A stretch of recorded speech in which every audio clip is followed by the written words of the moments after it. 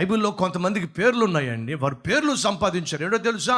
మోషే భూమి మీద ఉన్న వారిలో మిక్కిలి సాత్వికుడు, అది పేరు. దావీదుకు పేరుందండి, ఏడో తెలుసా?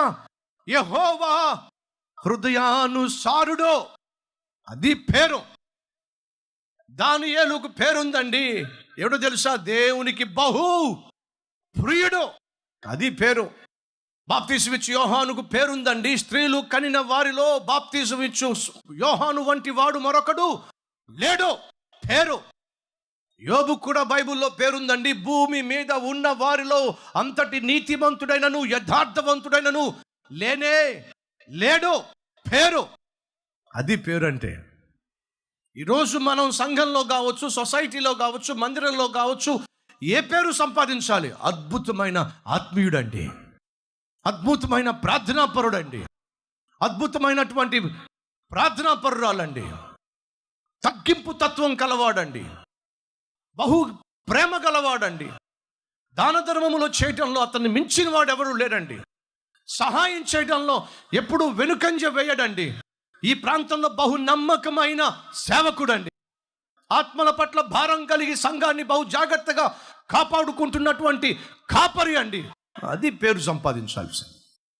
నీ కొడుకుని అన్నప్పుడు, అడిగినప్పుడు, నీ కూతురుని అడిగినప్పుడు మీ నాన్న గురించి ఒక మాట చెప్పంటే చెప్పగలగాలి, మా నాన్న లాంటి నాన్న ఈ భూమి మీద మరొకరికి దొరకడు, చెప్పగలగాలి. నీ తల్లిని చూసి నీ కుమార్తె చెప్పగలగాలి, ఈరోజు మేము ఇంత ఒద్దిగ్గా ఉన్నామంటే, ఇంత చక్కగా పాపిష్టి స్నేహాలకు తావివ్వకుండా, నీచమైనటువంటి పనులు చేయకుండా, చదువు సంధ్యలు లేకుండా తగలబడేటటువంటి వారిలో ఒకరిగా మేము ఉండకుండా ఉన్నామంటే మా తల్లి పెంపకం. ఉన్న దాంట్లోనే తృప్తిగా జీవించడం మాకు నేర్పించింది. ఉన్న 2-3 జతలైనా సరే చక్కగా నీట్గా ఉతుక్కొని ఇస్త్రీ చేసుకొని వాటిలోనే తృప్తిగా జీవించడం మాకు నేర్పించింది మా అమ్మ. శుభ్రంగా ఉండడం నేర్పించింది, పెద్దలను గౌరవించడం నేర్పించింది. ఆస్తిపాస్తులు లేకపోయినప్పటికీ ఇంటిలో సుఖంగాను, సంతోషంగాను, సంతృప్తిగాను ఎలా జీవించాలో మా అమ్మ నేర్పించింది. అది చెప్పాల్సింది పిల్లలు. ఆ గొప్ప పేరు సంపాదించాలి. మా అమ్మ ఒట్టి గయాలి, మా నాన్న ఒట్టి మూర్ఖుడు. ఇంటికొస్తే మా మమ్మీని చావు కొడతాడు, ఇంటికొస్తే మా నాన్నను వేధించి పడేస్తుంది, కనీసం పచ్చి నీళ్లు కూడా ఇవ్వదు. కానీ ఇంటికి భర్త రావడం ఆలస్యం, మా నాన్న రావడం ఆలస్యం, ఇంట్లో గొడవ, ఇంట్లో నస, అది కావాలి, ఇది కావాలి, అది కొనుక్కురా, ఇది కొనుక్కురా అని చెప్పి గొంతెమ్మ కోరికలతో మా కుటుంబాన్ని సర్వనాశనం చేస్తుంది మా అమ్మ అని చెప్తారేమో నీ కూతుర్లు. జాగ్రత్త. పేరు సంపాదించు, ప్రేమ కలిగిన తల్లి అని పేరు సంపాదించు, అద్భుతమైన తండ్రి అనే పేరు సంపాదించు, ఆత్మీయుడు అనే పేరు సంపాదించు. అంతేగాని తాగుబోతుగా పేరు సంపాదించటం, తిరుగుబోతుగా పేరు సంపాదించటం, వ్యభిచారిగా పేరు సంపాదించటం, అన్యాయంగా అక్రమముగా డబ్బు సంపాదించే లంచగొండి అనే పేరు సంపాదించటం, దానివల్ల ఏమిటి లాభం? ఈరోజు భూమి మీద చాలామంది పేరు సంపాదిస్తున్నారు. ఏ పేరు సంపాదిస్తున్నారు? ఒక్కసారి ఆలోచించండి. నిన్ను బట్టి, నిన్ను గూర్చి నీ బంధువులు ఏమనుకుంటున్నారు? నిన్ను గూర్చి నీ చుట్టూ ఉన్నవారు, నీ ఇంటి చుట్టూ ఉన్నవారు ఏమనుకుంటున్నారు? ఒక అద్భుతమైన ఆత్మీయుడు అనుకుంటున్నారా? ఉద్యోగం చేసే చోట నిన్ను గూర్చి ఏమనుకుంటున్నారు? పొలంలో పనిచేస్తున్నావు, ఏ పొలంలో నువ్వు పనిచేస్తున్నావో చుట్టూ పనిచేసేవాళ్ళు నిన్ను చూసి ఏమంటున్నారు? ఆ మనిషి వయసు మీద పడింది కానీ ఎప్పుడు చూసినా తప్పుడు చూపులే, ఎప్పుడు మాట్లాడినా ద్వంద్వర్థాలే, ఎప్పుడు మాట్లాడినా సరసోక్తులే, ఎప్పుడు చూసినా పాపిష్టి చూపులే. ఆ పాపిష్టోడి పొలంలోకి వెళ్ళకూడదు, ఆ పాపిష్టోడి ముఖం చూడకూడదు. ఇదా నీకున్న పేరు? ఒకసారి ఆలోచించు. ఆ జనమట పేరు సంపాదించడానికి ప్రయత్నం చేస్తూ పెద్ద గోపురం కట్టాలని ప్రయత్నం చేస్తూ ఉన్నారట. ఆ గోపుర నిర్మాణంలో దేవునికి చోటు లేదు. ఈరోజు నువ్వు ఏది ప్రారంభిస్తున్నావో, ఏది చేస్తున్నావో దాంట్లో దేవునికి చోటు లేకపోతే నువ్వు ఏం చేసినా సరే నువ్వు ఫలించవు. కొంతమంది అనుకుంటున్నారు ఈ ప్రాంతాన్ని విడిచిపెట్టేసి పట్టణానికి వెళ్ళిపోతే సుఖపడతామని. మరి కొంతమంది అనుకుంటున్నారు ఈ దేశాన్ని విడిచిపెట్టేసి కువైట్ వెళ్ళిపోతే, దుబాయ్ వెళ్ళిపోతే, అబుదాబి వెళ్ళిపోతే, ఇతర దేశాలకు వెళ్ళిపోతే సుఖపడతామని అనుకుంటున్నారు. దయచేసి గమనించండి. ఇక్కడ నువ్వు పాపిష్టివాడిగా జీవిస్తూ, ఇక్కడ దేవునికి దూరంగా జీవిస్తూ, నీ ఇష్టం వచ్చినట్టుగా జీవిస్తూ, నీకు పట్టిన శని వదిలించుకోవాలి అని చెప్పి ఇతర దేశానికి వెళ్తే ఇక్కడ నుంచి నీతో పాటు నీ శని కూడా అక్కడ కూడా వస్తుంది. జ్ఞాపకం పెట్టుకో.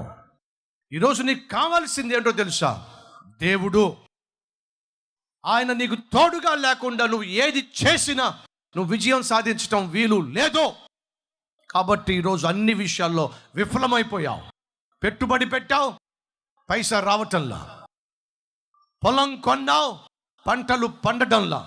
ట్రాక్టర్ కొన్నావు, చేతిలో గిరాకీ లేదు. ఆటో కొన్నావు, లారీ కొన్నావు, పొద్దస్తమానం రిపేర్లే. నువ్వు ఏది పట్టుకుంటే అది నాశనం అయిపోతుంది. కారణం తెలుసా? దేవుడు నీకు తోడుగా లేడు. కాబట్టి కనీసం ఆ సత్యం ఈరోజు తెలుసుకుంటే ఎంత బాగుంటుంది. దేవుడు లేకుండా వాళ్ళు నిర్మాణాన్ని ప్రారంభించారంట. పూర్తి చేయగలిగారా? విజయం సాధించగలిగారా? లేదండి. సగంలోనే అంతా ఆగిపోయింది. అప్పటి వరకు వారు పడిన ప్రయాస వ్యర్థమైపోయింది. ఈరోజు మనలో చాలామంది అదే జీవితం జీవిస్తున్నారు. సగం వరకు బాగానే ఉంటుంది, ఆ తర్వాత చేతిలో చిల్లి గవ్వ ఉండక చేసిన ప్రయత్నాలన్నీ కూడా సగంలోనే ఆగిపోతున్నాయి. ఉద్యోగ ప్రయత్నం సగంలో ఆగిపోయింది, ఇంటి నిర్మాణము సగంలో ఆగిపోయింది, వ్యాపారము సగంలో ఆగిపోయింది, నువ్వు పెట్టిన కొట్టు సగంలో ఆగిపోయింది, పెళ్లి ప్రయత్నాలు సగంలో ఆగిపోయినాయి. ఎందుకు సగంలోనే ఆగిపోతున్నాయి? దేవుడు లేకుండానే నీ జీవితంలో నువ్వు ఏదో సాధించాలి ప్రయత్నం చేయటం వల్లే ఎటు కాకుండా అర్ధంతరంగా నీ జీవితం ఈరోజు ఆగిపోయింది. ఈరోజు ఈ మాట వింటున్న సహోదరి సహోదరుడా, 4వ అధ్యాయము ఫిలిప్పీయులకు రాసిన పత్రికలో పౌలు అంటాడు, ఏ విధము చేతనైనను నేను క్రీస్తును సంపాదించాలి.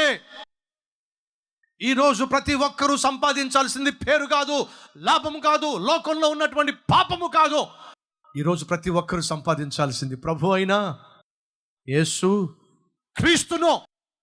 కాబట్టి ఈరోజు నేను ప్రార్థన చేస్తున్నాను, ప్రభువా నేను చేసిన పాపాలు క్షమించి నా జీవితాన్ని అంగీకరించి పరలోకంలో తలదాచుకునే చోటు నాకు ఇవ్వు ప్రభువా. ప్రార్థన చేసే వాళ్ళు ఎవరైనా ఉన్నారా?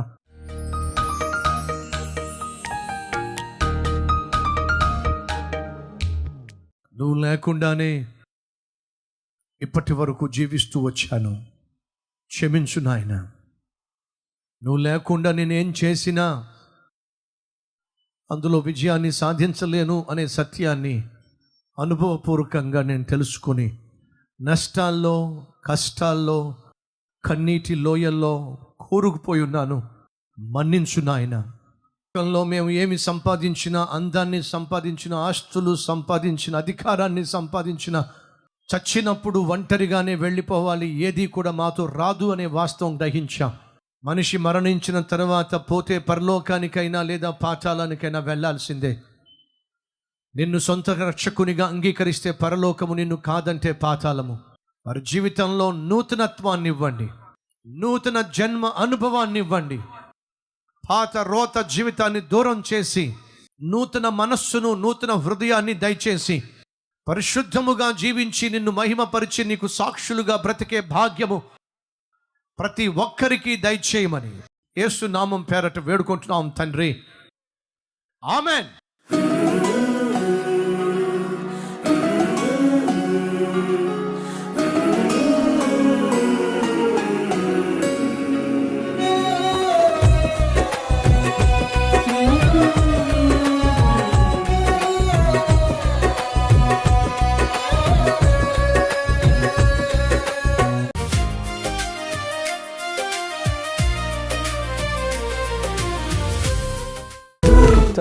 డైలీ డివోషన్ మీకు ఆశీర్వాదకరంగా ఉంటే 10 మందికి షేర్ చేయండి, లైక్ చేయండి, అలాగే ఖచ్చితంగా కామెంట్ పెట్టండి.